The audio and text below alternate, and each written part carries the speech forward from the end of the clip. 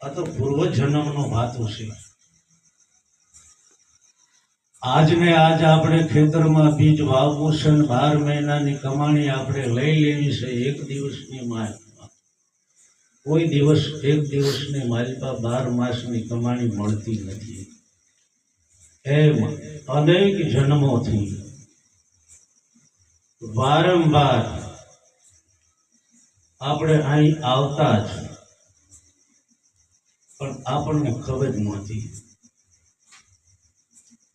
અને આજથી કોઈ પણ સત્સંગના પ્રારંભની અંદર પ્રવેશ કરે તો જગતની અંદર એ પૂજનીય બને છે. કારણ કે સત્સંગનો મહિમા આપણા દેશ ભારત દેશના સંતોએ બહુ કથી કથીને કીધું છે અને કથી કથીને ગાયું છે. અને જેને ગાયો છે એના જ કાજ સુધર્યા છે. અને સાંભળવાથી જન્મારો સુધરે છે. આવું સંતોનું કહેવું છે. પણ જો સાંભળે તો તન મન ધન માન બડાઈને ઈર્ષા છોડી અને સત્સંગમાં કે ભજનમાં બેસે તો એનો જન્મારો સફળ થઈ જાય છે. આપણા દેશના સંતો અને અત્યારે જે અહીંયા મહાનુભવી બેઠા છે તે બધા જ્ઞાની અને વિવેકી છે. મર્યાદાનું આચરણ કરવા વાળા છે.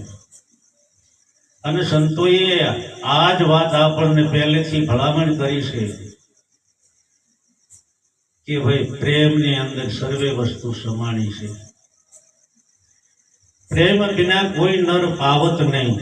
ભલે હુનર કરે 1000 પણ પ્રેમ જો જીવનની અંદર ન હોય તો કોઈ પણ વસ્તુની પ્રાપ્તિ થતી નથી. આમાં ઈશ્વરને રીઝાવવો હોય, પરમાત્માને રીઝાવવો હોય તો પ્રથમ પોતાનો પ્રેમ ધરવો પડે. ત્યાં ધન દોલત પૈસાની જરૂર નથી પડતી, કેવલ પ્રેમની જરૂર છે.